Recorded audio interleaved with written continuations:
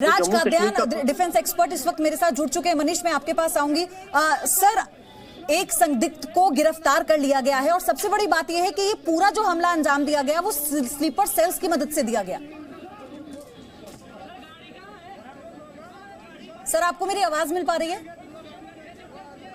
Question for me. Sir, आपसे मेरा सवाल है। Yeah.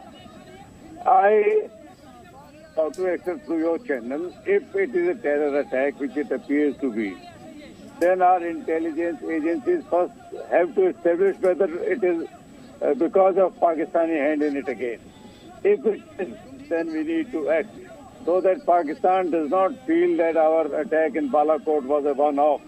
We need to convince them that this is our new policy and we shall not accept any nonsense again. But let the intelligence agencies first establish who is behind this attack. There are terrorists already inside the valley. Some of them are our own people. So if it is not connected to one of the terror organizations which is based on Pakistani soil. Sir, बड़ा challenge यहाँ पर ये है कि एक तरफ तो cease fire का उल्लंघन पाकिस्तान कर रहा है, दूसरी बात ये कि स्लीपर सेल के जरिए पूरी जम्मू में दहशत फैलाना। वायलेशन तो खैर टेरर एक्ट में नहीं आती, हम उसका माकूल जवाब दे रहे हैं। हमारी जो कैजुअलिटी होती है वो तो मीडिया में सामने आ जाते हैं। हम कैसे हैं, पाकिस्तान को शायद उससे भी ज्यादा नुकसान हो रहा है, वो नहीं बताएगा मीडिया। तो सर, मैं आपके पास आऊंगी। रविंद्र रैना हमारे साथ जुड़ गए हैं बीजेपी से इस वक्त।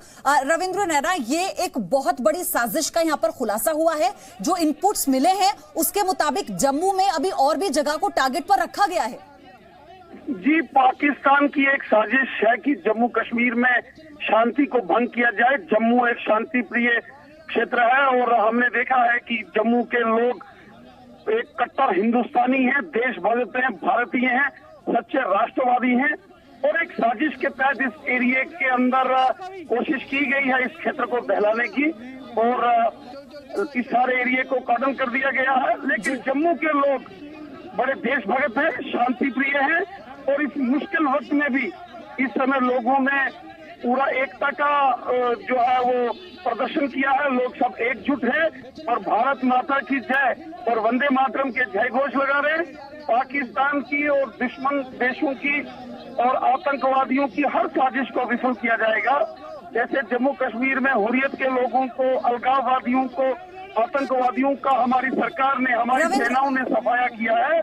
रविंद्र रैना जी, लेकिन पाकिस्तान तो बाजी नहीं आ रहा ना। फिर चाहे वो स्लीपर सेल के जरिए इस तरह की घटनाओं को अंजाम दे, इस तरह के हमलों को अंजाम दे, या फिर वो सीमा पार से लगातार सीज फायर का उल्लंघन करते रहे, हमें तो निपटना है किसी भी कीमत पर।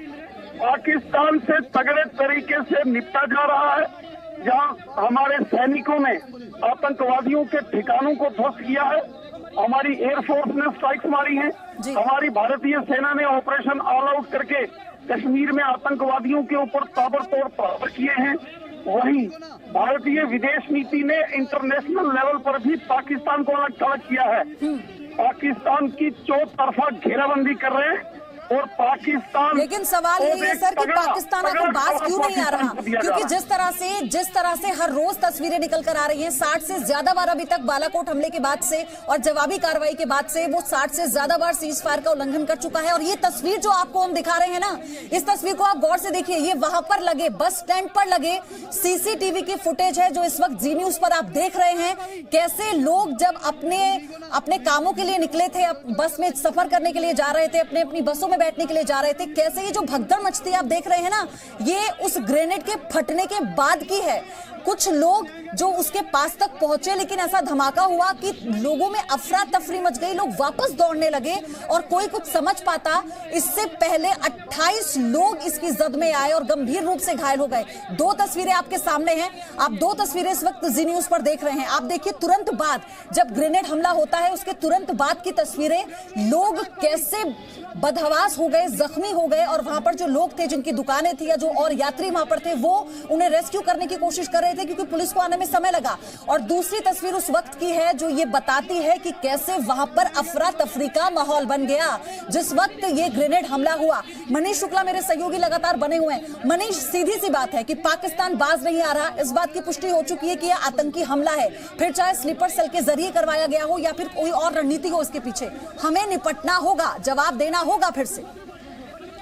देखिए बेहूदी, लंबे वक्त से जो खुफिया एजेंसियां हैं वो इस बात की जानकारी दे रही हैं कि जो आतंकी गुट हैं वो जम्मू को ज़्यादा टारगेट करना चाहते हैं। अगर आप कुछ बड़े अटैक को देखें तो सारे अटैक जम्मू में किए गए। इसके पीछे एक रीज़न है, क्योंकि वो जम्मू को टारगेट करके दंगे जैसी सिचुएशन क्रिएट करना चाहते हैं। वो उन्हें मालूम है कि जम्मू में जब वो हमले करेंगे तो इसका खासा असर होगा। आप जिस तरीके से देखिए ग्रेनेड अटैक लॉन्च किए गए और उसका असर ये हुआ कि पूरे देश भर में जो इस अटैक को लेकर के आतंकियों के प्रति कार्रवाई करने को लेकर के सरकार पे एक दबाव भी बनता है। दूसरी बड़ी बात कि अगर आप देखें तो जो आतंकी हैं वो लगातार उनको नई खेप मिल रही है ग्रेनेड की, और ये कई चाइनीज़ ग्रेनेड्स हैं जो आतंकियों के पास पहुंचाए गए हैं। और ये आतंकी लगातार जम्मू में और अलग अलग एरिया में अपने स्लीपर सेल के जरिए इस ग्रेनेड को भेज रहे हैं। और ये जो ग्रेनेड लॉन्च किया गया है ये हो सकता है कि उन्हीं जो स्लीपर सेल्स हैं उनके जरिए लॉन्च कराया गया हो। तो ये एक बड़ा थ्रेट है, क्योंकि लगातार जो जम्मू कश्मीर पुलिस है वो ऐसे ग्रेनेड्स की नंबर्स पर और इनकी जो किसके पास कितने ग्रेनेड है इसकी भी खुफिया जानकारी रखती है। पिछले साल सितंबर तक करीब 25 से 26 ग्रेनेड आतंकियों के पास थे।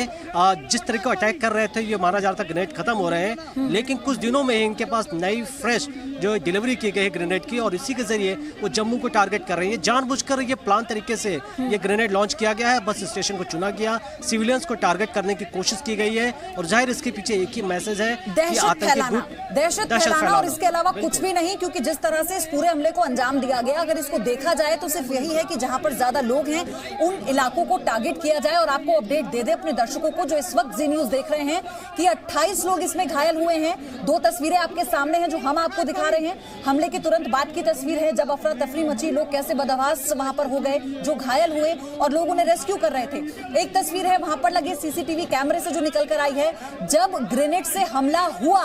उसके बाद जो अफरा तफरी मची, लोगों ने भागना शुरू किया क्योंकि उन्हें कुछ समझ ही नहीं आ रहा था। और विश्वास मानिए कि जो कुछ भी इस वक्त वहां पर चल रहा है, सीमा पार जो चल रहा है, सीमा पर जिस तरह के हालात हैं, बहुत ज्यादा खौफजदा है लोग, और इसी का फायदा उठाने की कोशिश वहां पर जो आतंकी संगठन है वो कर रहे हैं। Inquiry has initiated. We'll get the details. But we are proud of our forces.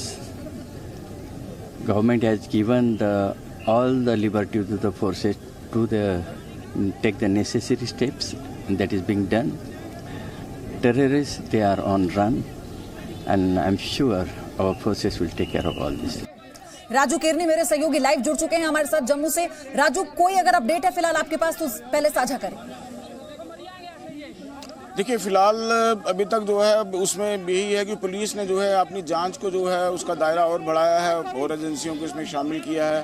हालांकि पुलिस और सीआरपीएफ और यहाँ पे लोकल जो सीआईडी में विभाग था उनके पास जो इनपुट्स थे उसके आधार पे उन्होंने एक सस्पेक्ट को जो है इसमें जो है उसको पकड़ा है, उससे पूछताछ जारी है। जैसे ही उसके बारे में कोई कन्फर्म वो किया जाएगा कि उसके कौन साथी थे, कौन ओवरग्राउंड वर्कर हैं, तो उसके बाद उसको नाम भी जो है वो डिस्क्लोज कर दिया जाएगा। हालांकि अभी तक पुलिस ने इस मामले में चुप्पी साधी हुई है। उसका कहना है कि इस समय जो है किसी का नाम बताना जो है उसमें जांच में जो है वो बाधा बन जाएगी। और जितने भी आपको मैं बता दूं कि जितने भी जम्मू के जो बाहर निकलने के रास्ते थे वहाँ पे एडिशनल जो है वो मेरी इन्फोर्समेंट जो है उसको लगा दिया है, एडिशनल फोर्सेस लगाई हैं, चौकियाँ वहाँ पे एस्टैब्लिश जो पहले की थी उनको स्ट्रेंथन किया है। और हर वो गाड़ी जो जम्मू से बाहर जा रही थी उसकी जो है चेकिंग की जा रही है, क्योंकि ये बस स्टैंड का एरिया काफ़ी वल्नरेबल एरिया और एक साल के अंदर अंदर जो है इसमें जो है ये तीसरा इस इलाके में ऐसा अटैक है। इससे पहले अमरनाथ यात्रा से पहले भी इस इलाके में इसी जगह से कोई लगभग 200 गज दूर जो है एक रात के समय ग्रेनेड थ्रो किया गया था, उसमें भी जो है कुछ लोग जख्मी हुए थे। और आज वाला जो ग्रेनेड था वो सोची समझी एक साजिश जो है वो बताई जा रही है, क्योंकि ग्रेनेड जिस तरीके से फेंका गया था उसका मकसद यही था कि बस को उड़ा दिया जाए, क्योंकि ग्रेनेड को थ्रो बाहर से नहीं किया गया, उसको रोल किया गया था जो पुलिस अधिकारियों का कहना है, और ग्रेनेड जो है बस के नीचे जाके फटा था, जिसके वजह से वो इम्पैक्ट से जो है वो जख्मी हुए हैं लोग उससे, क्योंकि वो पूरा इलाका राजू, जो दूसरा संदिग्ध है क्या उसकी लोकेशन को लेकर कोई इनपुट है? क्योंकि लगातार ये खबरें भी है कि जो दोनों ये स्लीपर सेल्स हैं इन्होंने कई इलाकों को पॉइंट आउट किया हुआ है जम्मू में। देखिए, अभी तक पुलिस इस मामले में कुछ भी बताने को तैयार नहीं है। उनका कहना है कि ये जो उनकी इन्वेस्टिगेशन है उसमें जो है रुकावट डालेगी। ये भी जो है इसमें सस्पेक्ट जो है उनके बारे में ये भी अंदेशा जताया जा रहा है कि ये लोग काफ़ी दिनों से इसी इलाके में थे, बस स्टैंड के एरिया में किसी होटल में ठहरे हुए थे। यहाँ बस स्टैंड में चूँकि पिछले दिनों जम्मू श्रीनगर नेशनल हाईवे कई दिन बंद रहा है, तो ये भी हो सकता है कि ये लोग जो हैं उसी की आड़ में बस स्टैंड में ही जो है वो सोए रहे हों, और अब रास्ता खुलने के बाद कई लोग जो वहाँ से निकल गए हैं, तो ये लोग जो है पूरा उस इलाके की रैकी करते रहे होंगे। और उसके बाद जो है चूँकि आज जो है डोडा के लिए बसेस भी वहाँ से जाने वाली थी, और उधमपुर से भी बसेस भी वहीं से निकलती हैं, तो काफ़ी चहल पहल थी। और पंजाब रोडवेज़ की बसेस जालंधर, लुधियाना, अमृतसर की भी वहीं से निकलती थी, क्योंकि इंटरस्टेट बस टर्मिनल भी वहीं पे है। तो ये सारी चीज़ों को देखते हुए पुलिस का ये कहना है कि उनका इरादा कुछ बड़ी कार्रवाई करने का था, जिसमें वो जो है वो काफ़ी हद तक नाकामयाब रहे, क्योंकि काफ़ी लोग जो हैं उनमें चीज़ें भी सीरियस हैं, लेकिन एक वो हादसा रजिस्टर करने में जो है वो कामयाब हो गए। और राजू, अगर जम्मू की बात हम करें स्पेसिफिकली, तो सॉफ्ट टारगेट रहता है आतंकियों के निशाने पर, फिर चाहे किसी भी तरह से वो उस हमले को अंजाम दे। तो क्या अब किस तरह की सुरक्षा व्यवस्था को कर दिया गया है दुरुस्त वहां पर, इसको लेकर आप जानकारी दें। और क्या वो सेंसिटिव ऐसे कुछ इलाकों को मार्क किया गया है सुरक्षा बलों की तरफ से जहां पर चौकसी को और बढ़ाया गया है? देखिए, जम्मू शुरू से सॉफ्ट टारगेट रहा है, क्योंकि जम्मू के नज़दीक जो है लाइन ऑफ कंट्रोल भी है, जम्मू के नज़दीक इंटरनेशनल बॉर्डर भी है, और सांबा, हीरानगर जो है ये इन्फिल्ट्रेशन रूट भी हैं कि यहाँ से इन्फिल्ट्रेशन करके भी पार से भी लोग आए हैं। अगर हम पास की बात करें तो सुंजमा अटैक हो या नगरोटा का अटैक हो, इसमें जो है लोग जो थे इन्फिल्ट्रेटर जो थे वो पाकिस्तान से ही आके वो जो है वो अपनी मिलिटेंसी की वारदात को अंजाम दे के चले गए थे।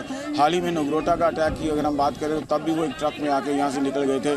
और इन दिनों खासतौर पर सर्दियों के दिनों में काफ़ी लोग जो हैं, क्योंकि 6 महीने राजधानी यहाँ पे होती है, तो काफ़ी लोग जम्मू आए होते हैं, और उनके साथ जो है कहीं उनके बीच में जो है स्लीपर सेल उनके जो हैं और ओवरग्राउंड वर्कर हैं वो भी अगर जम्मू में ट्रैवल कर आते हैं, तो यहाँ पे आके वो एक नेक्सस डेवलप करके जो उनको डायरेक्शन पाकिस्तान की तरफ से मिलती हैं, क्योंकि जम्मू कम्युनली अगर हम बात करें तो बड़ा सेंसिटिव प्लेस भी है। यहाँ पे उसको जो है आपसी भाईचारा जो है यहाँ पे उसको भी पाकिस्तान की नजर रहती है कि किसी तरीके से यहाँ पे आपसी भाईचारा जो है खराब किया जाए, कुछ ऐसी हमले के जरिए आतंकियों की तरफ से की गई है। राजू, आप बने रहिए हमारे साथ। मनीष शुक्ला लगातार बने हुए हैं।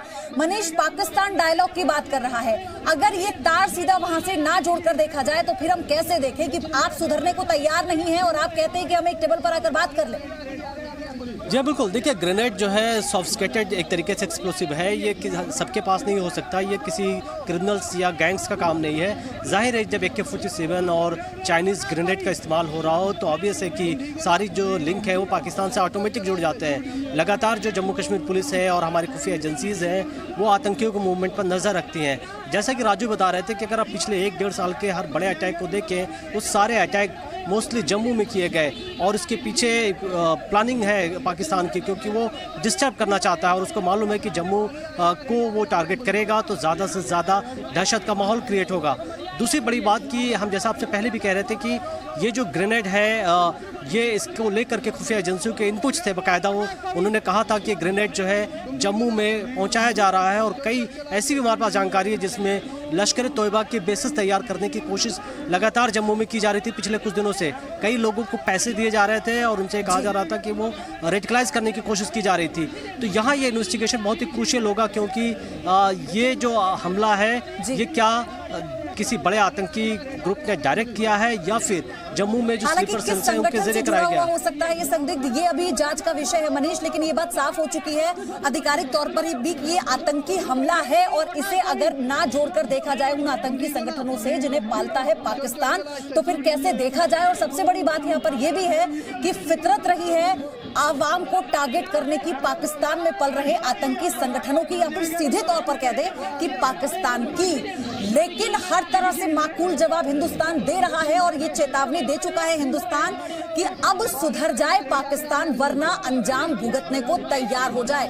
पल पल की अपडेट के साथ फौरन लौटेंगे, एक छोटा सा ब्रेक ले रहे हैं। हर एक सटीक तस्वीर, सारे अपडेट जी न्यूज पर आपके लिए।